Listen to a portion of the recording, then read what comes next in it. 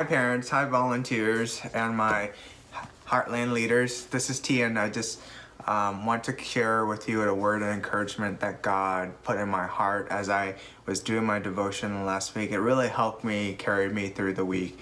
My devotion was in 2 Kings chapter 6. Rather interesting because I wouldn't think I usually would. I've read through 2 Kings before, but I've glossed over this area, so it's a good thing that I find a new nugget in one of the books that I've read before.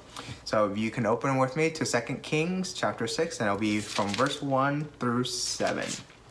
The section heading is The Floating Axe Head. The sons of the prophet said to Elisha, "Please notice that the place we live under your supervision is too small for us. Please let us go to the Jordan where we can each get a log and build ourselves a place to live there." "Go," he said. Then one said, "Please come with your servants." "I'll come," he answered. So he went with them, and when they came to the Jordan, they cut down trees. As one of them was cutting down a tree, the iron axe head fell into the water, and he cried out, "Oh, my master, it was borrowed." Then the man of God asked, "Where did it fall?" When he showed him the place, the man of God cut a stick, threw it there, and made the iron float. Then he said, "Pick it up," so he reached out and took it.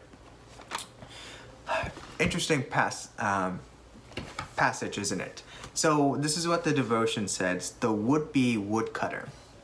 One year I was in college. I cut, stacked, sold, and delivered firewood. It was a hard job, so I had empathy for the hapless logger in 2 Kings chapter 6 story. Elisha's story for prophets had prospered, and their meeting place had become too small. Someone suggested they should go into the woods, cut logs, and enlarge their facility. Elisha agreed and accompanied the workers. Things were going remarkably well until someone's axe head fell into the water, referencing verse 5. Some suggested that Elisha simply probe in the water with his stick until he located the axe head and drag it into sight. That would hardly be worth mentioning. However, no, it was a miracle. The axe head was set in motion by God's hand and began to float so the man could retrieve it, referring to verse 6 and 7. The simple miracle enshrined a profound truth. God cares about the small stuff of life. Lost axe head, lost keys, lost glasses, lost phone, the little things that cause us to fret. He doesn't always restore what's lost. He understands and comforts us in our distress. Next to the assurance of our salvation, the assurance of God's care is essential. Without it, we feel alone in the world, exposed to innumerable worries. It's good to know He cares and is moved by our loss, as small as they may be, our concerns or His concerns. Through this quarantine, I get worried because I work in.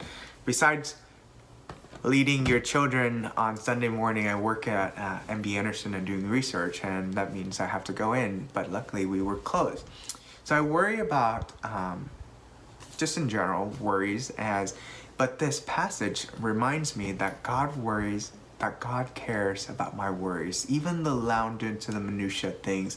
The devotion says, even the small stuff.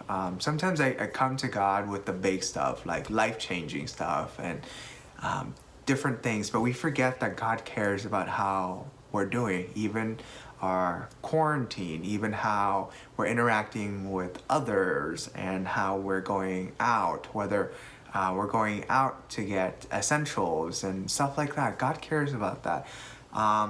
It's just so encouraging to know that everything seems to be changing and constantly changing during this time. But the one thing that this reminds me is that God is never changing. God is always there and are my present, always listening to me and cares, and knowing that God cares for me is a comfort to know that it's an anchor, especially for my life during this season. I hope to bring you another inspirational word next week. So tune in. I'll see you guys later.